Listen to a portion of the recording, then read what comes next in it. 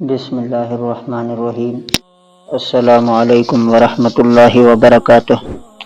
امید ہے کہ تمام دوست و احباب بخیر و عافیت ہوں گے۔ آج ہم اللہ تبارک و تعالیٰ کی شان جلال و جمال کے بارے میں اور حقیقت ایمان اور توحید کامل کے بارے میں کچھ باتیں جانیں گے۔ اللہ تبارک و تعالیٰ سے دعا ہے کہ ہمیں ان کو جان کر ان پر عمل کرنے کی توفیق عطا فرمائے۔ تو پہلی بات شان جلال و جمال ہے۔ حق تعالیٰ کی دو شانیں ہیں، ایک جلال ایک جمال۔ جمال لطف و رحمت وغیرہ ہے، اور جلال وہ جسے آپ سختی و قہر سمجھتے ہیں۔ عاشق یہ چاہے گا کہ دونوں کو پہچانوں، بغیر اس کے کہ اسے صبر نہیں آتا، کیونکہ ایک رخ کی معرفت تھی دوسرے کی نہ تھی۔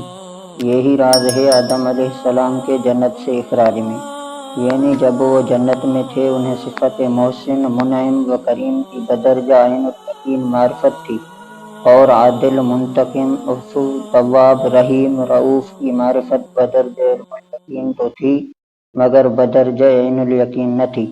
حق تعالیٰ کو ان کی معرفت کو مکمل کرنا مقصود تھا۔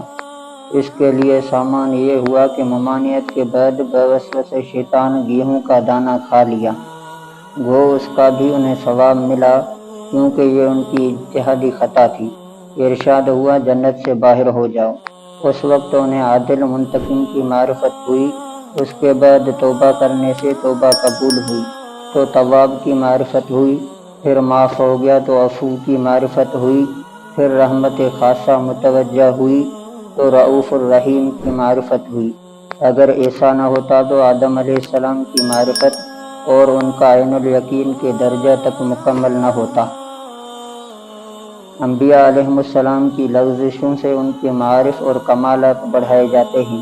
یہی راز ہے کہ جب رسول مقبول صلی اللہ علیہ وسلم کو بخار آیا، ابن مسعود رضی اللہ عنہ سے فرمایا، مجھ کو بنسبت تم لوگوں کے 2 گنا بخار ہوتا ہے، اور اجر بھی 2 گنا ہوتا ہے، کیونکہ ان کو معرفت کامل بلکہ اکمل عطا ہوتی ہے، اس لیے ان کے لیے بیماری بھی سب سے بڑھ کر ہونی چاہیے، صحت بھی اوروں سے بڑھ کر، بیماری بھی اوروں سے بڑھ کر۔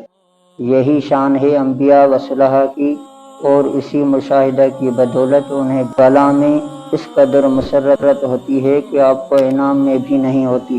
دوسری بات ہے حقیقت ایمان۔ ایمان ہر وقت فرض ہے اور مومن ہر وقت مومن ہے، اس کی کوئی ساعت ایمان سے خالی نہیں، حالانکہ ایمان کی حقیقت تصدیق بالقلب ہے۔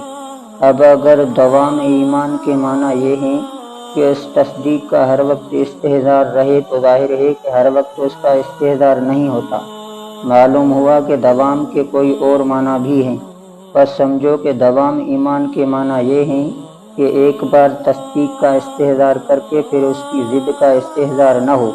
جب تک ضد کا استحضار نہ ہوگا اس وقت تک اس استحضار کو باقی سمجھا جائے گا، اور یہ شخص ہر ساعت میں مومن ہے۔ یہ تو شرعی مثال ہے جس سے دوام کے یہ معنی معلوم ہوئے، اور محسوسات میں بھی اس کی چند مثالیں ہیں۔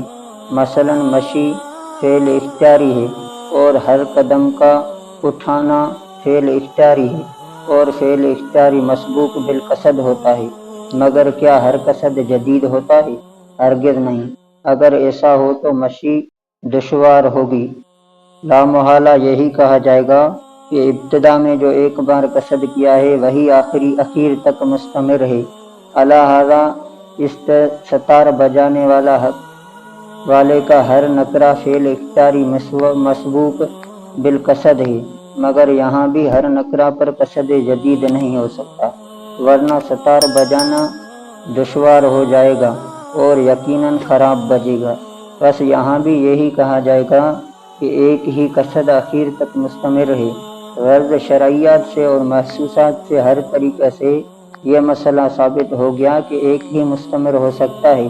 اب سمجھیے کہ جس شخص نے صبح کی نماز پڑھی ہے اور اس وقت دل میں ارادہ ہے کہ ظہر بھی پڑھوں گا، تو اس کا یہ قصد مستمر کیوں نہ ہوگا؟ گو درمیان میں استحضار نہ رہے۔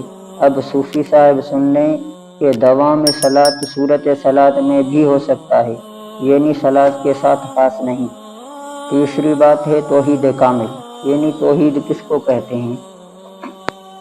اسلام کی خوبی دیکھیے کہ اس میں توحید ایسی کامل ہے کہ دنیا کے کسی مذہب کی توحید ایسی کامل نہیں۔ چنانچہ غیر اللہ کو سجدہ کرنا اسلام میں حرام ہے۔ ایک مرتبہ حضور صلی اللہ علیہ وسلم سے ایک صحابی نے عرض کیا کہ میں نے فارس و روم کے لوگوں کو دیکھا ہے کہ وہ اپنے بادشاہوں کو سجدہ کرتے ہیں، تو ہم بھی آپ کو سجدہ کیا کریں۔ حضور صلی اللہ علیہ وسلم نے اس کی حرمت کو کس عمدہ طریقے سے بیان فرمایا جس سے اس فعل کی لغویت بخوبی ظاہر ہو گئی۔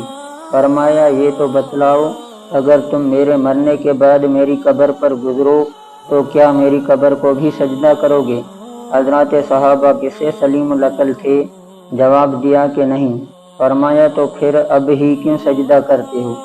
خوب سمجھ لو کہ غیر خدا کو سجدہ کرنا حرام ہے، اور اگر میں خدا کے سوا کسی کے لیے سجدہ جائز کرتا تو عورتوں کو حکم دیتا کہ وہ اپنے شوہروں کو سجدہ کیا کریں۔ حضور صلی اللہ علیہ وسلم نے اس جواب میں بتلا دیا کہ جو چیز فانی ہے اور اس کے ظہور فنا کے بعد تم اس کو سجدہ کرنا گوارا نہیں کرتے، وہ اس وقت بھی سجدہ کے قابل نہیں، کیونکہ وہ اس وقت بھی فانی ہے۔ حضرات صحابہ سلیم العقل تھے اور بات کو سمجھ گئے کہ مرنے کے بعد انسان سجدہ کے قابل نہیں۔ جامع اگر آج کل کے لوگ ہوتے تو کہتے حضور ہم تو آپ کی قبر کو ایک بار کیا 4 مرتبہ سجدہ کریں گے۔ اس واقعہ سے اسلام کی توحید کا کامل ہونا معلوم ہو گیا، اور یہ بھی معلوم ہو گیا کہ رسول اللہ صلی اللہ علیہ وسلم کا مقصود اشاعت اسلام سے اپنی تعظیم کرانا نہ تھا، کیونکہ جو شخص بڑا بننا چاہتا ہے وہ تو خود اس کی کوشش کیا کرتا ہے کہ لوگ میرے سامنے جھکیں، مگر حضور کی یہ حالت ہے کہ لوگ از خود آپ کو سجدہ کرنا چاہتے تھے اور آپ نے ان کو اس سے منع کیا، اور صرف منع ہی نہیں کیا بلکہ اپنا فانی ہونا ان پر ظاہر کر دیا۔ مگر پھر بھی بعض جہلا و کفر کا حضور پر یہ اعتراض ہے کہ آپ یعنی نعوذ باللہ بڑا بننا چاہتے تھے، اور دلیل میں یہ واقعہ لکھا ہے کہ حضور نے حج کے موقع پر ایک صحابی کو اپنے منہ مبارک دیے تھے کہ مسلمانوں میں ان کو تقسیم کر دو۔ اس پر وہ جاہل لکھتا ہے کہ دیکھیے حضور نے اپنے بال اس لیے تقسیم کرائے تاکہ لوگ ان کو تبرک سمجھ کر تعظیم سے رکھیں، تو گویا آپ نے بڑا بننا چاہا۔ استغفر اللہ، یہ آج کل کی فہم و عقل ہے۔ افسوس اس شخص کو عبادت و محبت کے مقتضا میں بھی فرق معلوم نہیں۔ واقعی کفار کو محبت و عشق کا چرکا نہیں لگا، اسی واسطے وہ ایسے واقعات کی حقیقت نہیں سمجھ۔ جی تو یہ چاہتا ہے کہ ان لوگوں کو جواب بھی نہ دیا جائے اور یہ کہہ دیا جائے عشق کے بھید مدعی کے سامنے مت کہو، اس کو چھوڑ دو تاکہ غرور اور گھمنڈ میں مر جائے۔